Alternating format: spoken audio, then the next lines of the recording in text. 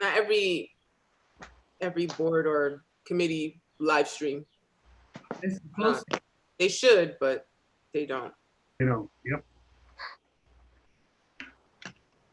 All right, we're live on stream, and that's why we get A's. we're good to go. Okay, welcome everyone to the Wednesday, May 27th Common Council Caucus. I can't see everyone because we're screen sharing, so just JR, can you go down who's in attendance? Sure can. I have on the list all staff members: Michelle Andre, Danielle Gillespie, myself, President Pro Tem Kelly Kimbrough, Councilwoman Kathy Fahey, Council President Ellis, Councilman Thomas Hoey, Corporation Counsel Brett Williams, Councilmember Al Ballerin, Majority Leader Jay Farrell, Councilmember Flynn, Councilmember Igo, Councilmember Anani, Councilmember Conti, Councilmember Frederick, and Councilmember O'Brien. Okay, and Councilmember Robinson just contacted me and said he'd be on a little late. So just going through the agenda.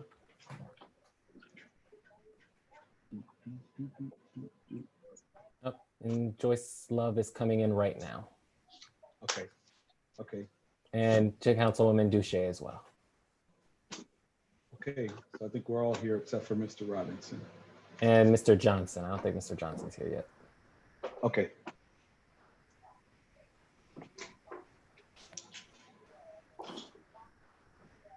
All right. Okay, so on the agenda, no public hearings. Skip right down to consideration of ordinances.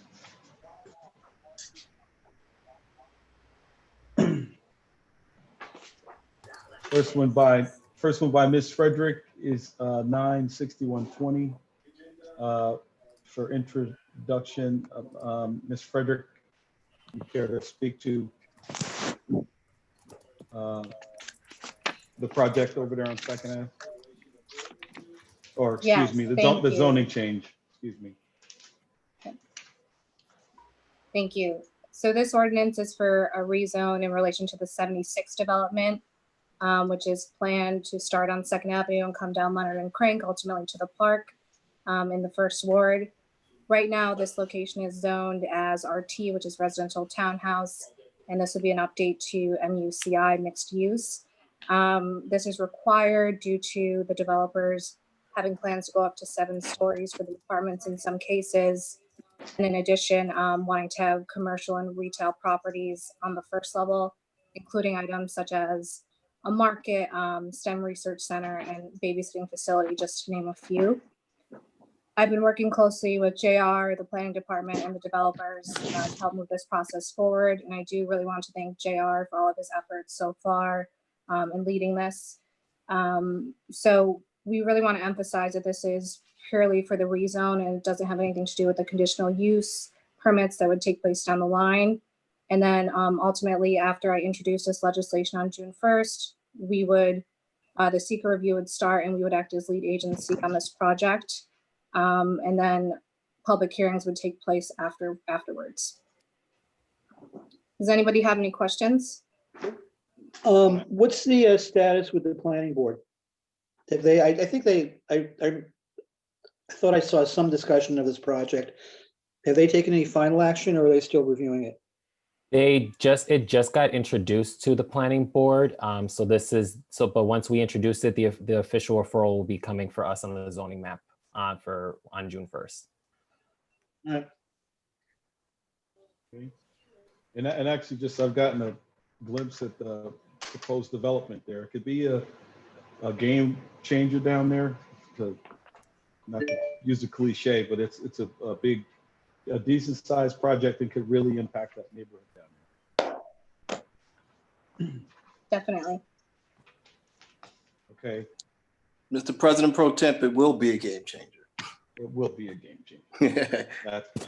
That's correct. Okay, on to the next ordinance introduced. Is this going to any committee? Excuse me, planning. Planning, I didn't say that. It's going to planning.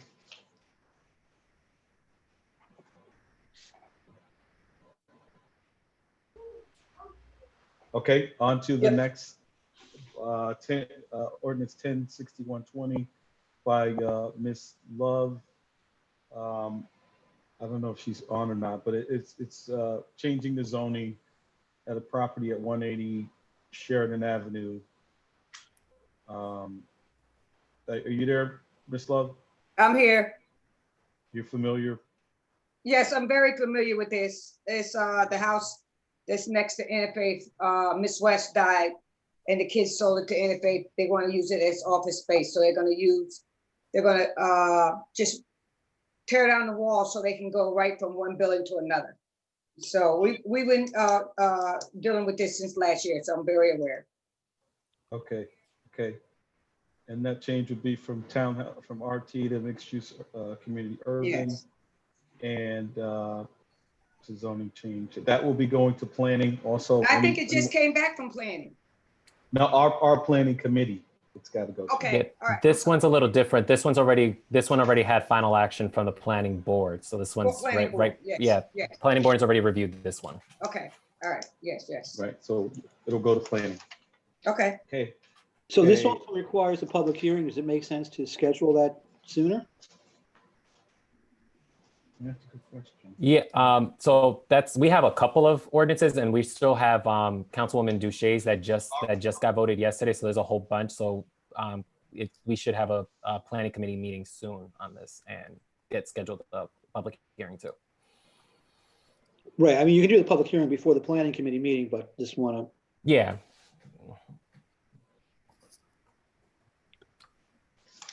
Okay. So that was 10.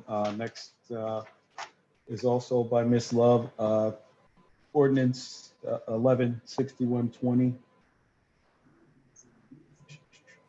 This is zoning change. That's 329 North Pearl Street. I believe that's that's my area. What is it, three- Kelly? This is the 329 parking lot. Right, The parking lot 329. for the new capital Right. rep. Is this, did I mix it Right, up? it's mine. It is. Oh, So, planning and told me it it's- was Joyce's, so that's why I put Joyce. Right, and that's fine. I'll do it, and it's changing zoning to allow for a parking lot there. It'll be off at Colony and Pearl Street there. Right now, it's overgrown. It was that proposed Asian marketplace from years ago that's been sitting idle and overgrown. So this change will be to allow for that area to be used for parking. It'll go to planning. Yeah. Just one last thing, just because I almost forgot about this. Because of the two ordinances that we just discussed, they're very close to state highways. So per the GML, the General Municipal Law, I determined that they should go to county planning. I'm waiting for the planning department to confirm that with me. So we're just gonna wait for that. And if it does require county planning board, we have to wait for the county planning board to decide before we can vote on it. Okay. And how soon before we know that? I emailed them last week, so I haven't heard anything yet. So I'll follow up on that today. Okay, so let's go into planning. On to resolutions. Introduced by Mr. Conti, 456120. It's for a pilot at 25 Delaware Ave. Richard, you want to make any comments? Yeah, sure. This is 25 Delaware Avenue. It's the old senior citizen site across from the Delaware Avenue Price Chopper. This conifer is a development, affordable housing. So it's an affordable housing development project. It actually has been pending for a while. They made application in 2018 for some state tax credits, which they were not successful for. So they are going to reapply for the next round that comes up at some point, which might be this summer. But they wanted to also have a pilot agreement in place to include with the submission of their application. The agreement itself is similar. It's the same type of agreement we've done for other projects like this. It's a 10% of the rental income. Basically, Robinson Square, Pastures are both projects, similar projects where we've used pilot agreements like this. So it is about 51 affordable housing units, varying sizes, and it will also incorporate the historic building there, which used to be the old, what was it, telephone switching station or something, which is on the historic places register. So that will be incorporated into the project. You can actually see the designs. The application is online. And Historic Resources Commission did a conceptual review of it at their last meeting. The design got very positive reaction, but it has to go back for final review, but that's just the outside review. So it's a project I'd like to move forward with, and if we can get it, turn it around at our, I anticipate we go to committee, but if we can turn it around for our second meeting in June, that would be really great. And if I may really quickly, I've been speaking to the developer on this, exchanging emails with him, and he was wondering if the council would want some type of presentation from him or his people regarding the project and the pilot specifically, either at a caucus meeting or at an actual council meeting. I think that would be great. Yeah, yeah. So do we anticipate this going to finance, and you want to do it via finance? No, I was going to say, why wouldn't we do it at a committee meeting? Why would we have Caucus would be. put it in committee and have them come to committee meeting? Right, Sure. right. It's finance. It's going to finance, so we can have them attend the finance Perfect. meeting. And I just have a quick question. Rich, all of the units are going to be dedicated to affordable housing, and what is affordable housing? Like, is there a price range, median income? Affordable housing is a percentage of the adjusted median income. The income target would be anywhere from 50 to 90%. So there would be various units. They would be, the rentals would be below the market rate rentals. But we can be more discussion on that at the committee meeting. But yeah, it would be the affordable median, the adjusted median income, and it would be below market rate. So it's affordable housing, not market rate housing. Mm. Okay. This is also a property, as you might recall. I don't know if it's ever been on the tax rolls because it was city-owned property when the senior services was there. And then at some point a few years ago, we sold it to the Albany Community Development Agency. So the Albany Community Development Agency owns the property. They marketed it, and the Conifer has a purchase contract on it. And so we're hoping to move forward with that. Okay, finance. Next is resolution 4661 20R by Mr. Conti for Gay Pride Month. You want to? Yeah, so this is a little bit different than we've done in the past, since we're not the two major Pride celebrations that we would ordinarily have, the Capitol Pride Festival Parade and Festival in Washington Park, which is done by the Pride Center, and Black and Latino Gay Pride done by In Our Own Voices. Both of those events have been obviously postponed. So they won't be happening. Maybe we'll have some virtual celebrations, and there will be some virtual events going on. But June is still, LGBTQ Pride Month. And so this resolution recognizes and celebrates June as that month. So I would like to be able to pass this on Monday, which is June 1st, the beginning of Pride Month.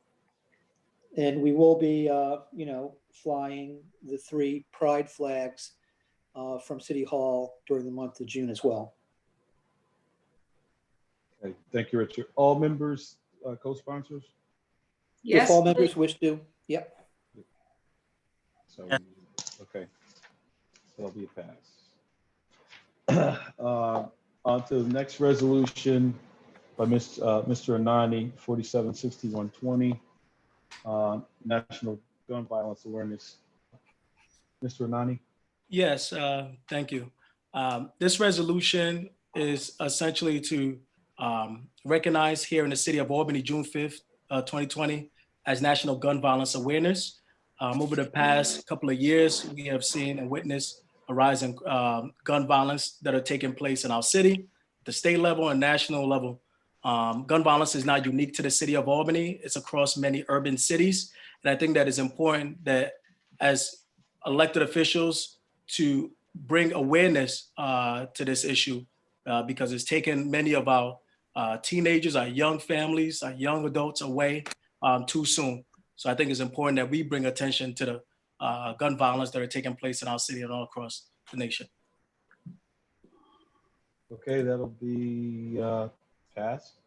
All members co-sponsors? yes, please. Like- Yes. okay. Yes. All right, next up, 486120R is Mr. Anani's. Go. Yeah, so I was actually, this resolution, I was speaking to a friend a couple of weeks ago about, donating blood. And the individual essentially got a tattoo, so they couldn't donate blood. They have to wait a certain amount of time.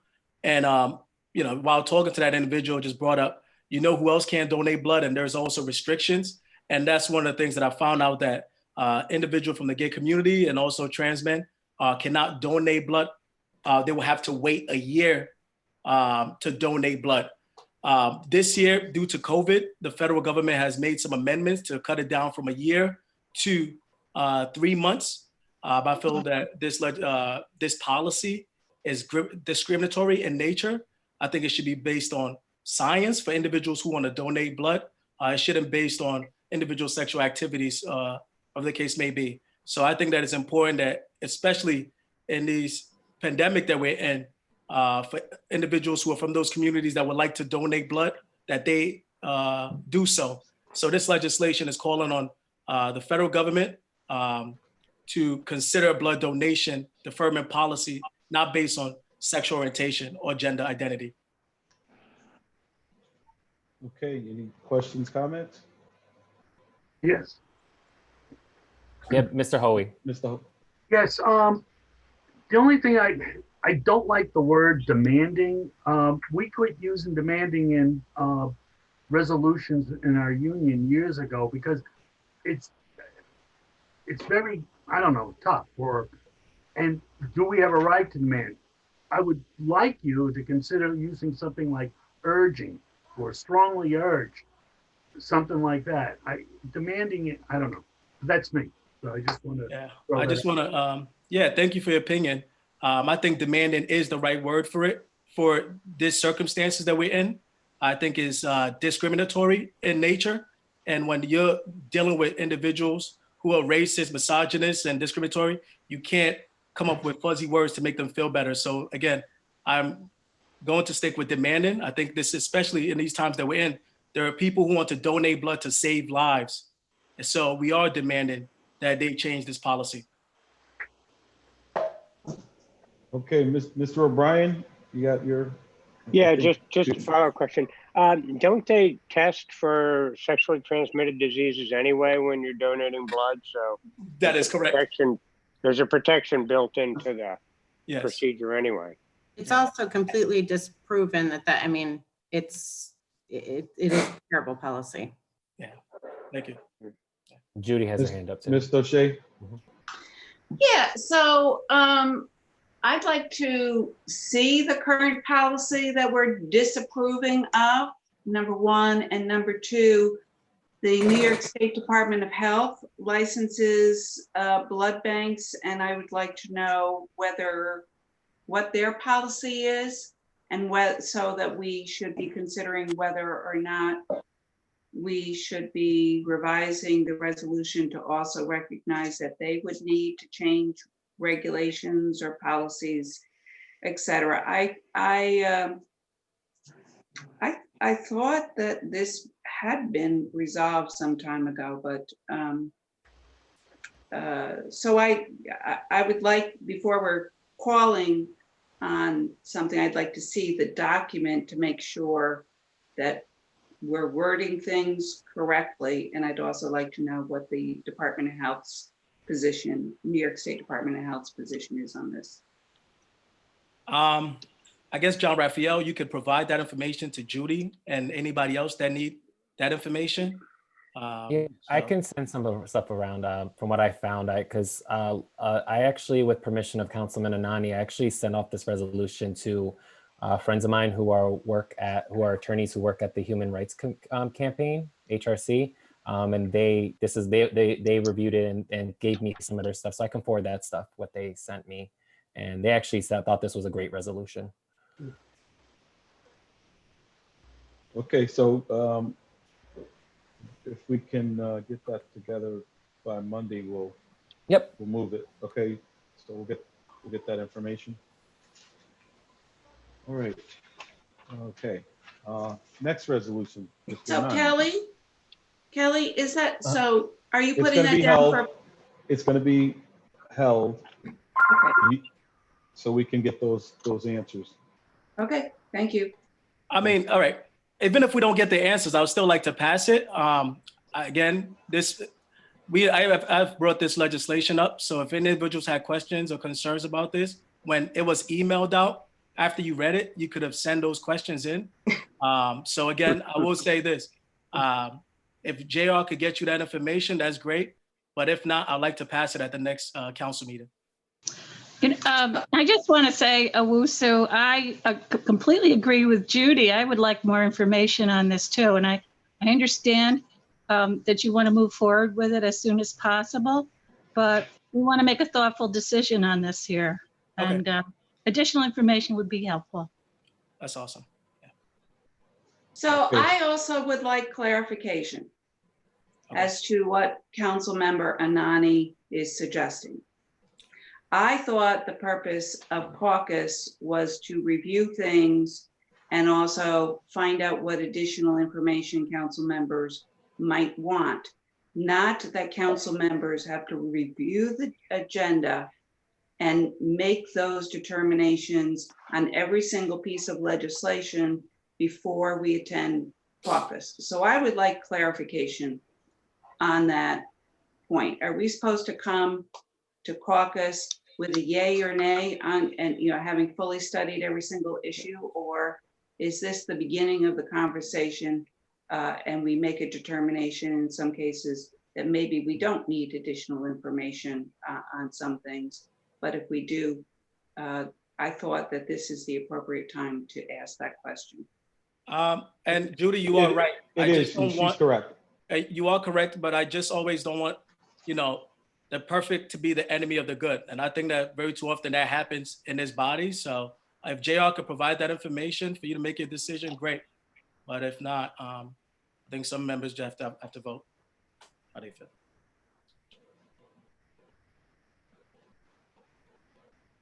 feel? Ms. Farrell, are you trying to get in there, or? Yes. Just not necessarily to wade in on the caucus, not caucus, or vote, not vote thing, but probably a year and a half, I actually did research on this for a bill for New York State, and it is a federal issue. I believe the Department of Health, it's federal, they go by the federal guidelines. So I'm sure that information that JR provides will back that up, but I just, it had not occurred to me during that time to do a resolution with the Common Council, but it is a really terrible thing that happens, and it's a holdover from the AIDS crisis, and it's not okay, so. We have done resolutions on this topic in the past, so. So you have, right? So JR, you're gonna get that information to members and we'll have a conversation. I can send it out. Before caucus on Monday with the expectation of being able to move it. Okay, Mr. Anani, next resolution 496120 are the student loan for payment forgiveness. Go ahead. Yes, thank you. Actually, I'll pull this up. But anyway, student loans, I think currently is in the upwards of trillions of dollars when it comes to borrowing or also loans. In this pandemic that we're in, there are many people who are going to be suffering. There are particularly individuals who are recent graduates or individuals who have gone through the college process. Many people own thousands and thousands of dollars in student loans. I think during this pandemic, if there's a way that the federal government can act and forgive, current borrowers or individuals who have also been impacted by the pandemic, that would be a step in the right direction. There's a saying that when America catches a cold, the rest of us catches a fever. And in this pandemic that we're in, those who have student loans are going to be struggling moving forward.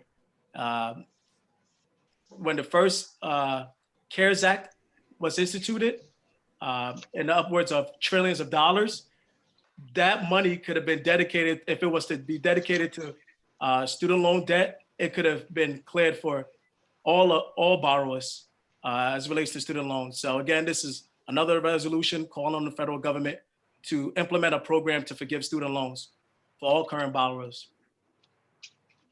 So, and I actually want to hold that. I want to put that as introduction, so not to pass on anything.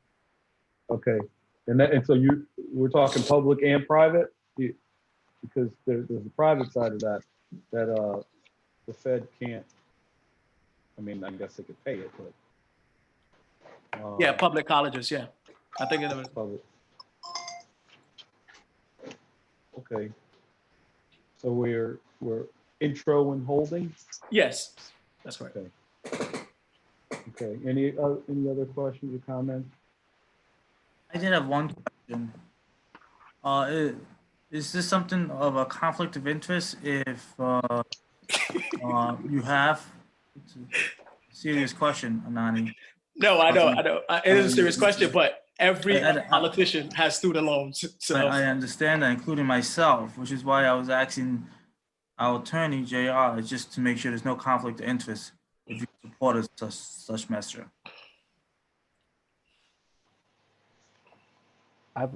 I'm in my interpretation of the conflicts of interest law that are on the state level that apply to us. This is like it's a non-binding resolution, so it's not. But I guess Brett and I had a conversation about conflicts not too long ago. Brett, do you want to weigh in on this? Yeah, I mean, my initial impressions are the same as yours, JR, that as a non-binding resolution, there wouldn't really be a conflict of interest. I appreciate that. Thank you. I'm happy to take a further look into it, but at first blush, I don't think it would be an issue. Right. It will be just to kind of think about this conflict of interest. It would be a conflict of interest if the city of Albany were like to do something like that, where elected officials were actually going to receive some type of benefit, right? Or no? Not necessarily, because I mean, elected bodies change their salaries all the time, and you can look at all sorts of different examples like that, where an elected body is legislating on matters in which they have a pecuniary interest. So it's probably not quite as black and white as that. But gotcha. Again, on this particular issue, I don't think it's probably a problem. Yeah, and when it comes to conflict of interest matters, it's all case by case. It's not clear cut. Okay. For the clarification. Okay. Sound effect. Okay. Next. I promise you, it's not my baby. Okay. So, next, going to resolutions held, Mr. Anani, your 445120, your and Mr. Flynn's resolution on COVID line of duty deaths. You were gonna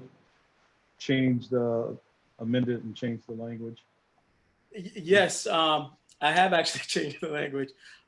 As many of you are aware, the governor just put executive order to classify all public employee staffers as line of duty title. So again, I think my legislation, I've amended it to just thank the governor for his action on this important issue.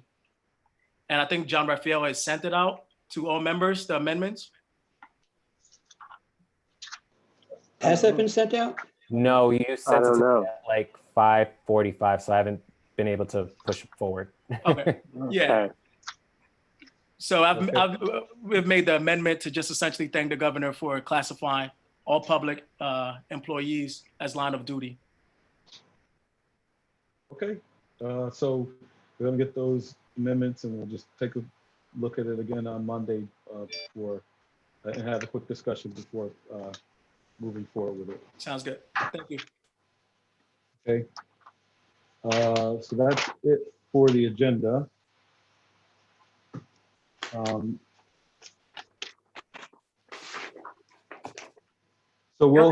did you say something, Tom? Yeah, I just wanted to ask, I have the ordinance and we got the letter from the planning board. Can I get that? Will that go into committee or how does that work? I've asked Michelle to schedule a The committee planning. meeting. Okay, thank you. Okay. All That right, also so- requires a public hearing. Yeah. We have several that require public hearing coming down, 3 or 4. Bunch them all together. hopefully.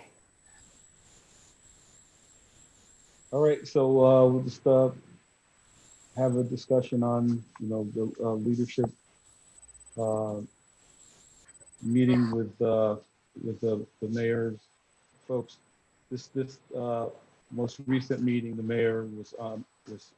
We were told she was on a call, so she didn't participate in the meeting, and really we didn't discuss any of the finances or get into any of the types of discussions that we look to try to figure out where we're at financially. Kelly, can you speak up a little bit? I'm having trouble hearing.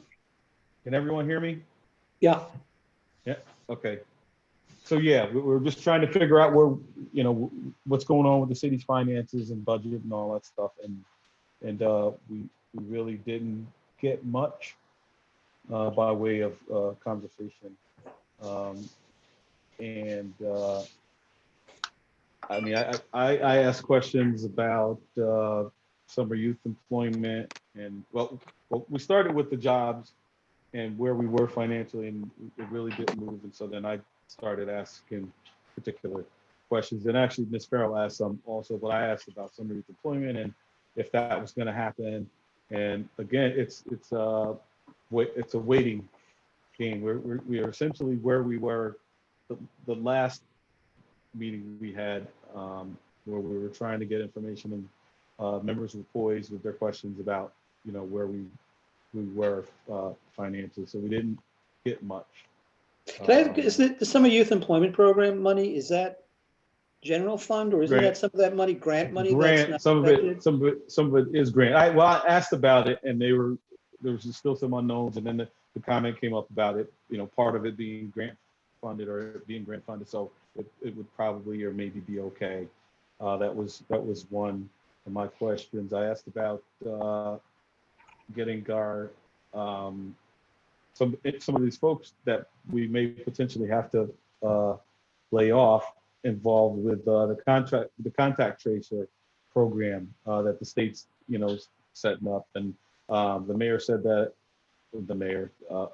David Gallen said that 77 city employees had taken that training, so we could get to the number of contact tracers that were needed for our area. So, but my question was more in line with some of these people that may have to be laid off are they, trained, and can they slide into, for lack of a better word, into those positions so we can keep them working and instead of laying them off.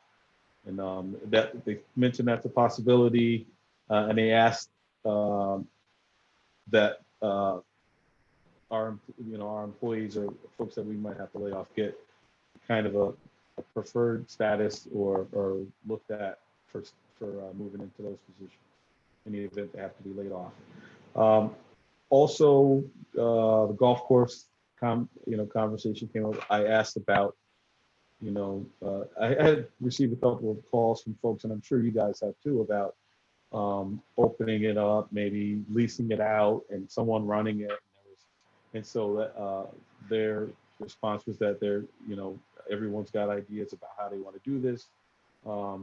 They're going to talk to whoever, whoever has an interest. But again, we run into the issues of privatizing the public golf course, and folks aren't real keen or fond on the idea of doing that. So that could be a problem. But they were open to discussion with folks about what to do with that. And again, we're just, it's waiting. It's waiting to see what the federal government does. And I would ask Ms. Farrell if you would get deeper into some of our conversation. Yeah, so and I'll just go through my notes. In terms of laying people off, they're right now waiting on hearing from what's happening in the federal government. So there's the HEROES Act, which is in the House. It does not look like it's going anywhere. There is the SMART Act, which is the Senate version. It does have bipartisan support. David Gallen's going to send me some information on that, what that would actually look like for Albany specifically, which I will share out with everyone once we get that. I asked about a kind of a tipping point for a date, and they just don't have a lot of information on it. And in fairness to them, there's so many unknowns, it is difficult to actually find that tipping point. I do understand that. However, they did say that they would definitely give employees at least 2 weeks notice, which is important. The other side of this, though, that we have to keep in mind is that the longer we wait, the more people we have to lay off, because the less money we'll have for the rest of the year. So the delays are, while they're understandable, there's a lot of risk associated with them. And we had kind of a strong, I would say, conversation about that, because we're concerned that employees are not going to be given the time that they need to perhaps look for another job, even prepare for it. I mean, if you know something's coming down the line, then you have the ability to prepare for it. And even 2 weeks notice, well, that's better than a few days. It's still not a great amount of time if you've been, depending on the situation that you're in. So we also, it's very important that the council is brought into the loop on this. We need to be able to see these hard numbers. They said, oh, we'll pass along any questions you have. So if anybody has any questions without seeing numbers, we can certainly pass them along. But I said that's kind of ridiculous. I mean, how can you ask questions about a budget when you don't even know what's in the budget? So, we pushed hard for that. And I said, I'd like to, I'd like them to keep in mind, we have open meetings law that we have to work around. So we can do an emergency meeting in 72 hours, but that's not the optimal way for any of us to exist. So there is that's kind of where we are there. I see Jamel's hand up. I don't know if you want to. I have a question too. I still have a little bit more, so I don't know if you guys want me to keep going and ask questions after, or if you have something, a question in. No, my question is related to something else. So after this discussion around the budget, I'll ask my question. Okay, great. Thank you. And my question is on the budget. So just as relates to the mayor's responsibility, like as relates to layoffs, that's the sole responsibility of the mayor, correct? I just want to make sure that you have that on record. If you could speak on about that. As it relates to us making decisions about city officials that are going to be laid off, that is the mayor's decision, not the council. Correct. We don't have Correct. a say. Okay, gotcha. No, we don't. I think it's important that you speak on that too, if you have a chance. Right now? Whenever it's okay. I'm not sure exactly what else you would like me to say on that. It's I said it just to say it's the mayor's response, you know, she's the sole decision maker That is it. in that process. Yeah, this is, I think there are some people that are confused as it relates to layoffs in the city of Albany. They think we have something to do with it as it relates to keeping some staffers. But I want to be very clear that anyone that is fired either tomorrow or June 1st, we don't have a vote on it. It's the decision of the mayor to get rid of those individuals. correct. Right. And we also don't have any oversight on this process. So right now, as I've continued to say in every leadership meeting, we look forward to when this process becomes a transparent process, because it's not right now. And until we're actually given information, it's not going to be a transparent process. Transparency happens when you see information, and things are done completely in the dark right now. There's absolutely no transparency. So while we do understand, this is a hard situation. I don't want to make it seem like anybody in the mayor's office or in the city is like kicking back, having a good time. This is hard. And what they're doing is incredibly hard, and they have a ton of unknowns. We understand that, but at the same time, difficult decisions in a municipality need to be done in the light. So I see Alfredo has his hand up. Go ahead, Alfredo. I guess I just wanted to say, I truly understand the division of authority and how this is a executive decision. But I do think we have a responsibility to find alternative scenarios if we don't agree with some of the decisions that are being made, and give alternative scenarios and advocate for those changes that we don't agree with. I think we do have a responsibility. We can't just say it's another branch's responsibility. And Alfredo, how could we do that if we don't have? Can I finish, please? Can Okay. I please finish, please? You know, and I have to be honest. You know, the fact that at the finance committee, you know, they said we might have there is some hope from federal funding. That was a huge relief for me, because I had gone through the budget for hours to try to find different scenarios depending on what was going to be cut and what I want to fight for, and what individuals and what positions I was afraid would be eliminated. And none of the scenarios were painless. None of them were without pain. So, you know, there was two reliefs. One, in their scenarios, they were using more fund balance than in any of my scenarios. And two, in their scenarios, they're looking that we may actually get federal funding. And I'm hoping we do get the federal funding. You know, but if we don't, I'll go on record. There are some things I'm going to be fighting for, and it may be tough scenarios. And, you know, but I think that's part of why we're here. I think, unfortunately, Alfredo, until we have that information, I mean, that's the problem. We're in a complete vacuum right now. So we would have the potential to do that and to be part of this process if we had the information. But without information, it's a complete guessing game. So Mike, you have your hand up.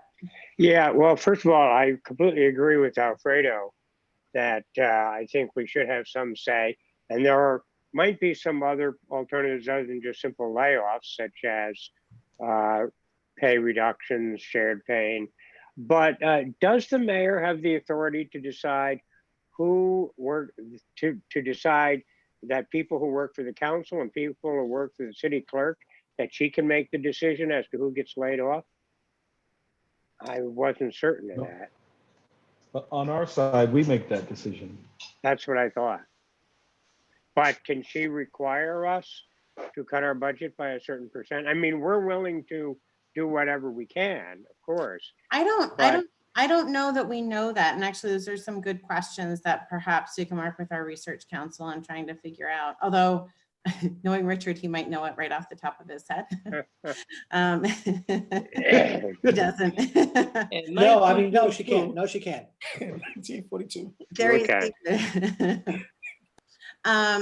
So just to keep going on this, in terms of summer youth, just to add in a few things on what Kelly had said, because there was a good question. There's a ton of people that are getting, I'm sure other people are getting those questions. I know I am. One of the big issues is from the executive order, we don't know what's happening, and that is very much in the air. If you watch the governor's updates, he's talking specifically about summer schools and summer programs for students.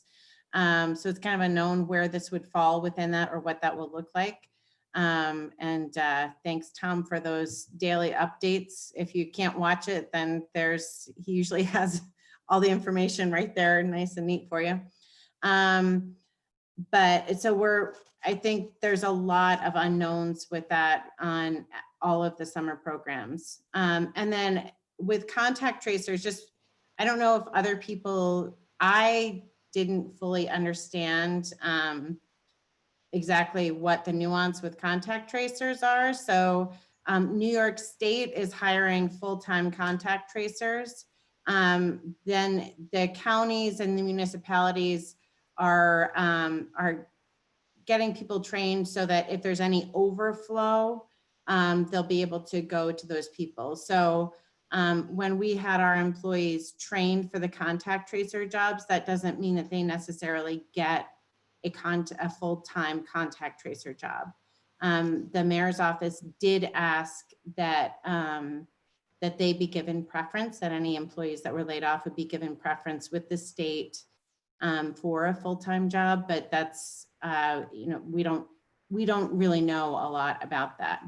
And then that's, my 18-year-old, I was like, you should apply for this. And then we kind of found out some more information. I'm like, well, I guess. So, and the one big underlying thing that it was underneath this, where I do feel like with the mayor's office, we are very much on the same page, is that they are fully committed to doing everything they can to save jobs.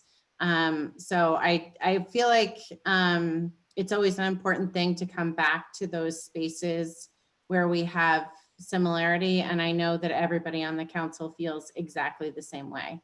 So we might not disagree with how to get there, but it's good to know that we're all on the same page with that, and they are doing everything they can to save every job that they can. And I think that is all that I have in my notes. So I know that Jamel, you had a question about a different topic. Yes, if we're finished with this, my question was, I've gotten a lot of calls regarding the summer youth employment programs and also other park and rec items. So I was wondering, is it in the works for us to have a meeting with the Commissioner of Parks and Recs to get some of these questions answered? I can go to him personally, but I think it would behoove us all as council members to be on the same page. Ginny. Yeah, I mean, I know Jack can speak for it. I know that Jack has been trying very hard to make that happen. And there's some disagreement, I would say, with the administration on they're not totally comfortable having a Parks and Rec meeting to discuss those things when they don't know what's going to happen. I think that it's important to know what the different possibilities are. So they're clearly planning for several different possibilities, and I feel like they could easily talk about that. And council members we understand, we're in the same line of work and we understand uncertainties.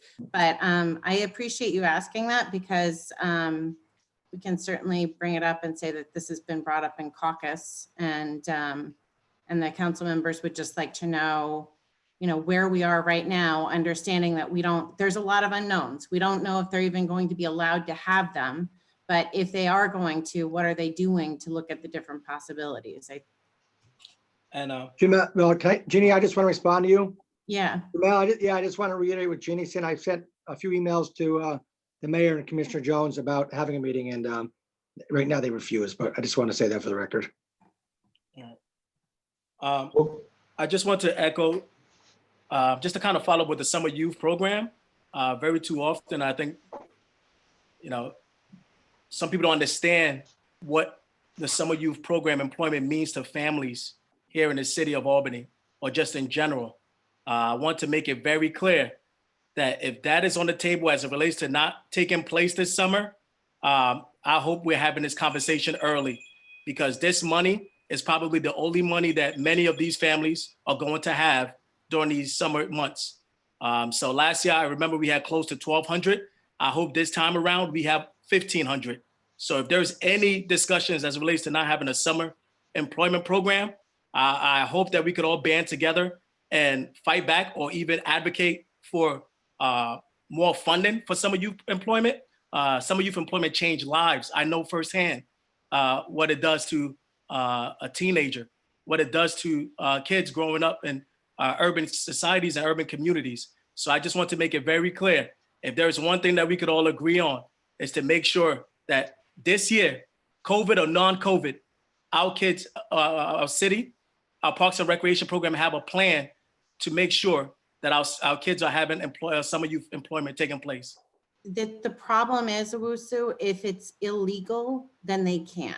So Right, I fully appreciate and agree. I think it's an important program. And I just want to say, Rensselaer County just is taking applications for summer youth employment currently. So if they're not allowed to do it, then and should we be doing it now? Like, I agree, we should be doing the meeting. I think we need to be creative. If it's illegal, we have to be creative and do distance learning, something for the kids, because poverty in this city is real. There's so many families who are struggling, and they're looking forward to summer youth employment to offset some of the burden. So if we have to take out a bond, whatever we have to do to be creative, legal or non-legal, we have to make sure that our kids are receiving this program. Their families are dependent on it. So I just want to stress that out. Legal or non-legal, we better come up with a plan, because if we're concerned about the violence that are taking place now, yeah. Right, yeah, so we do, and what I'll do is in the next day or so, make sure to get some answers both from Commissioner Jones and talk with the mayor and her staff about trying to give us a heads up. And again, the money could be there, but if the rules say they can't assemble, then that's as an educator, there's ways to be creative. As an educator, there's ways to be creative. We could have social distance learning, something that we could do. Even if they say they can't gather, there's stuff that individuals could do to earn some money and also learn some skills We're all that in are going to agreement benefit them. that there should be a meeting and we should keep talking about it, but Judy has her hand up. Thank you. So one thing I want to note that maybe, leadership should be talking to the administration about is for us to hold a a Parks and Rec committee meeting. Generally, we're supposed to give, I think it is 10 days notice. Is that right, JR? In which case, we're looking at probably not holding something until June 8th. And I would certainly hope that they would be prepared to talk about what is going on for the summer by that point, because it gets to be a little ridiculous if they're not. The second thing is, A lot of these young adults are, the program has people working in a variety of locations that are not necessarily going to be open. For example, we don't know when the library is going to be open. Some businesses may not be open. So figuring out, and also having everybody figure out the social distancing and safety issues with regard to participants in this particular program will be important.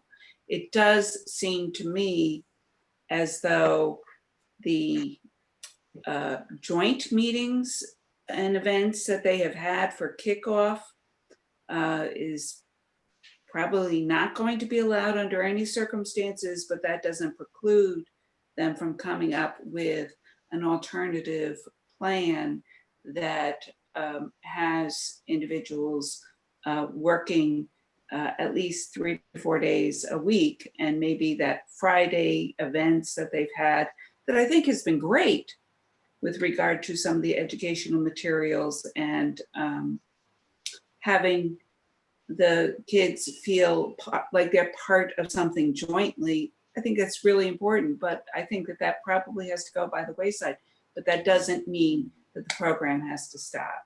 So, maybe it's probably a lot more challenging. I don't see how this becomes illegal since it's a employment program.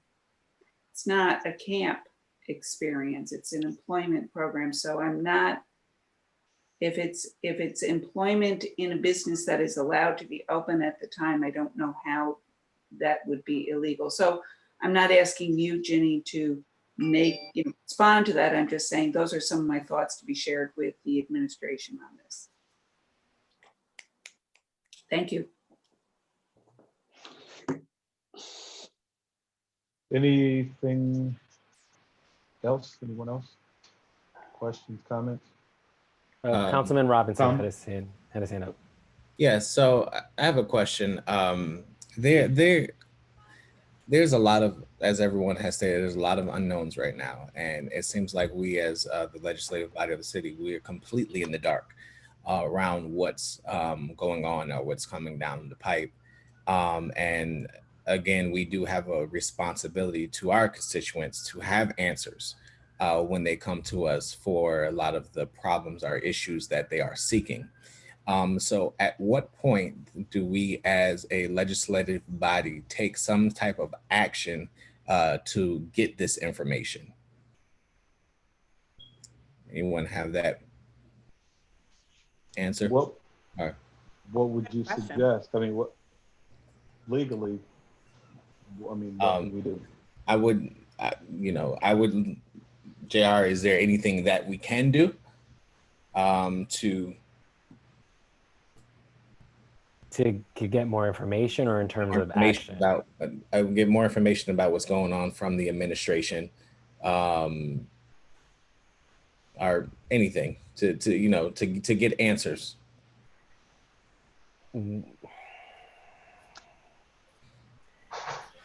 It's mostly just, we can really just demand more information, but beyond that, I have to do more research into it, because there's a lot of confusion in terms of villages who have done resolutions, but villages are in different laws. There's a lot of research in that. I mean, all I can really say off the top of my head is just more, per the charter, we're entitled to more information.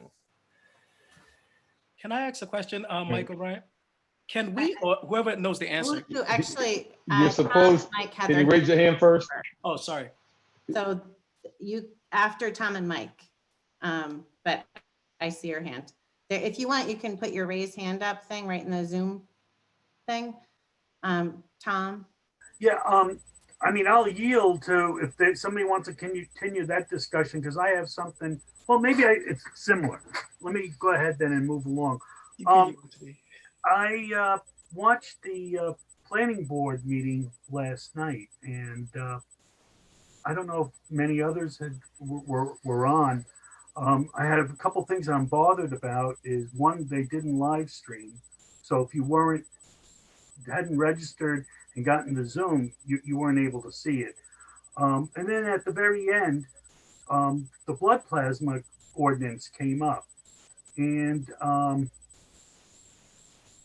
they were given advice by their corporation counsel. They could either dismiss the application for the blood plasma clinic, or they can just sit on it. And it was it bugged me a little bit and they did insist that it is a law, that it's a law in effect right now. But then Al DeSalvo went into a long kind of tirade, and I really thought he kind of dissed us in a nice way, but it kind of bothered me. Okay, and the other thing I wanted to follow up on is we have committees.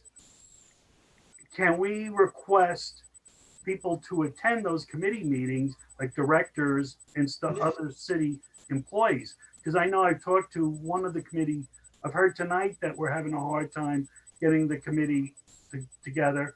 And I know, I think there's another committee that I talked to the chair, and they just won't give them the director to talk to. So I'm just wondering what our power is as a council to request people to come in and talk to us. Thank you. Subpoenas. Yes, per the charter, we can ask any commissioner, director to come before the common council. And if they don't, we can subpoena them. Thank you. And I think that we still have Jamel's request on the table, but Mike, did you?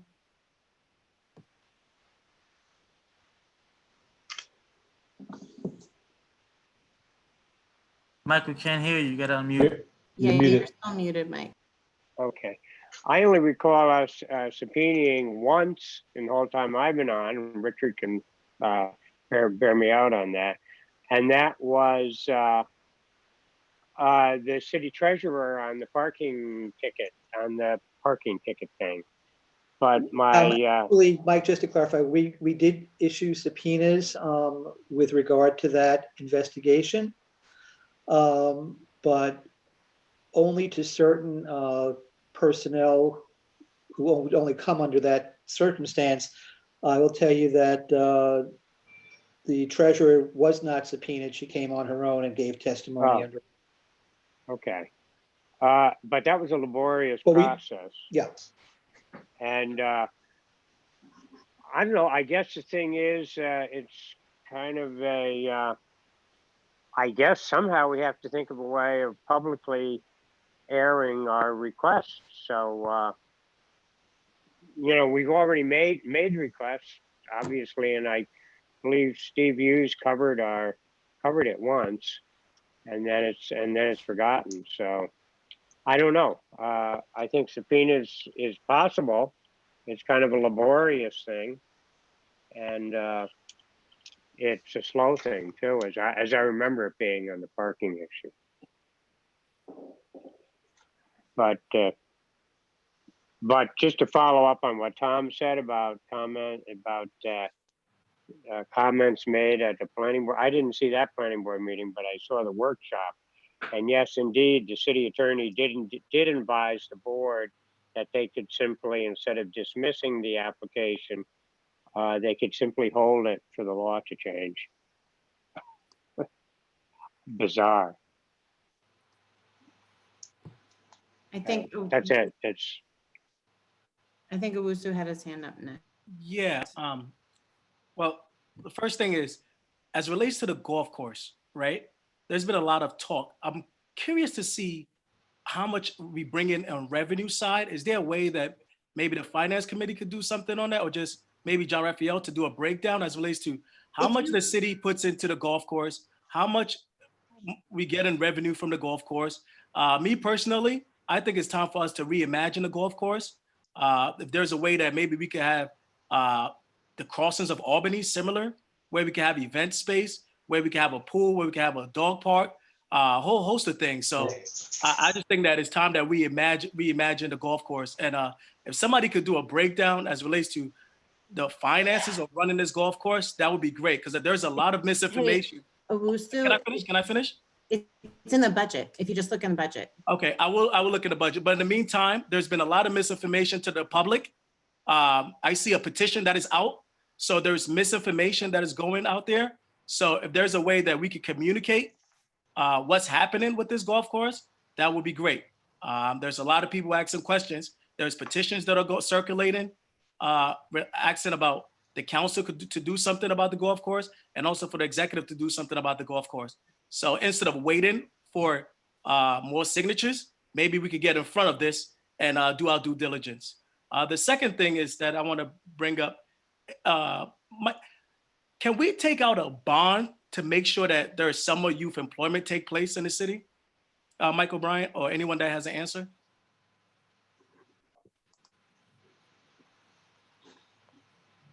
Take out a what? That's not, I that thought- function I thought it doesn't was come from grant the funded. council, Wusu. So the city could do a lot of different things. But why don't we, I feel like that's probably, we should see what's happening first.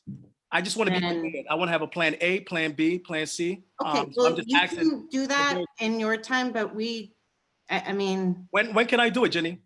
I don't know. I don't know your schedule. You're gonna have to look. Talk about when can I do it with my colleagues? I mean, I can't talk about it right now. I'm asking a question. Is there a way that the council could take out a bond to protect the summer youth program if we don't receive the federal dollars? The council can't, we do not have the ability. Actually, that's to false, fund. Jenny. That's false. You don't know that. You don't know that. That's false.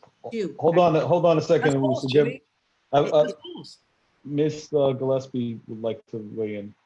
So I don't really know, but as a council, I don't know if you have that type of fiduciary role where you can borrow money. I don't know if you have a credit history, if you have the same rating as a business or a municipality, and I don't know if you could legally take on debt.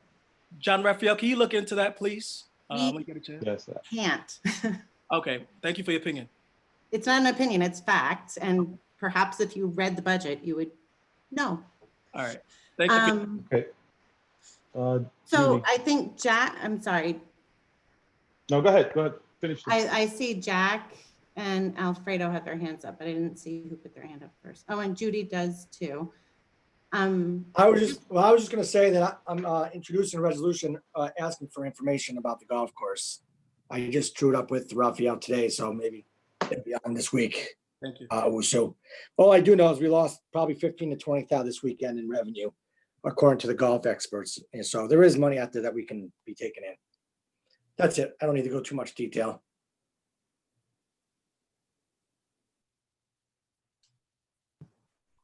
Who's, I saw Alfredo, then Tom, then Judy. okay. I just want to say, regarding the youth summer program, part of it has already been stated is grant funded. I do think we should have a conversation about having something in place.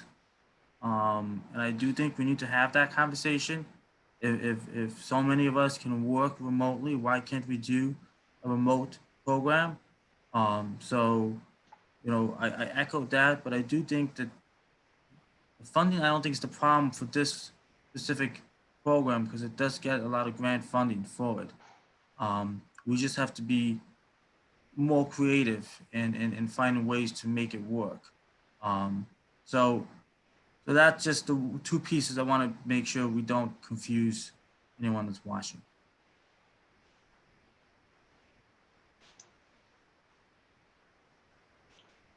Who was next? I'll jump in. I got Tom. Yeah, I got a fast question, and Richard might know the answer. The golf course, why does it fall under DGS and not parks? Because even during the presentation, they said that it's used as the park also, as well as a golf course. So I'm just curious, was that something the charter did, or how did that get done? No, I mean, it's considered a park, I suppose. DGS maintains parks, just like they maintain Washington Park. And we contract out the running of the golf course. So, the employees who maintain it are DGS employees. And they sometimes do general DGS work too. They Yeah, I plow think that's streets. one of the issues regarding what the costs of the golf course and the revenues and et cetera. I mean, it brings in revenues. There are costs associated with it, but I don't know that they always allocate costs in a way that shows a true reflection of what the costs are, because you do have employees there that are considered golf course employees year round, but the golf course doesn't operate year round. So some of those employees, their costs should be allocated to different uses, whether it's whatever other DGS uses, et cetera, and shouldn't be allocated towards the cost of the golf course. So it's probably not, they probably don't really have a good cost allocation system. So you get a true sense as to what the profits and losses are. Can I respond to that? Because I talked to the superintendent today. And Tom, basically the workers there during the winter time, they do plowing. Yeah. Misleading about their information, saying that their whole salary is going for the golf course, but actually half is for plowing and doing other work. So it's the profits revenue is it's tough, you know. I think Judy Judy? was next. Yeah. So I just want to go back to the issue of bonding. Alfredo addressed one of the issues that I wanted to point out with regard to it is grant funded, and basically we are reimbursed for whatever we spend in that program. We do some supplementing of that program. Those are operational costs, and we cannot bond for operational costs. So that's my second point. And the third point is you can bond for something, but if the administration says we're not doing it, what are we going to do as a council? Are we now going to personally hire people to run the program, et cetera? So that does not seem to be a feasible solution. It seems as though the administration needs to commit to running the program for us to run the program, for us to have that program. I don't see us simply deciding to bond for it. The other thing I will say is bonding resolution. Once we authorize a bond, then the city has to actually float the bond and then put it in an account. So we're talking, by the time that process is done, that we're talking about several months down the line. And also the city, just because we authorize a bond, the city does not have to borrow that money. And as we know, that is the case. There are many bonds that we have authorized that they have not yet borrowed on. That's it. Mr. Anani? Yeah, thank you for the clarification, Judy. I just have a quick question. Didn't we take out a bond for Dante Ivy settlement? Yes. Yes. That is specifically authorized in the, there's a listing in the local finance law of like 75 different things that you are authorized to bond for. That is not considered an operating expense. Gotcha. I mean, when you think about it, it's not, you're not hiring people, you're not spending money, salt and, and that kind of thing, to run the city on a routine basis. Thank you, Judy. Hey, Mr. Igo, you trying to get in there? No? Okay. Okay. All right. If no one has anything further, motion to adjourn. Richard? So moved. Second. Okay. All, good night. Night, everyone. Good night. Have a good night, everybody. Have a good night. Good night. I'm finishing up. We off?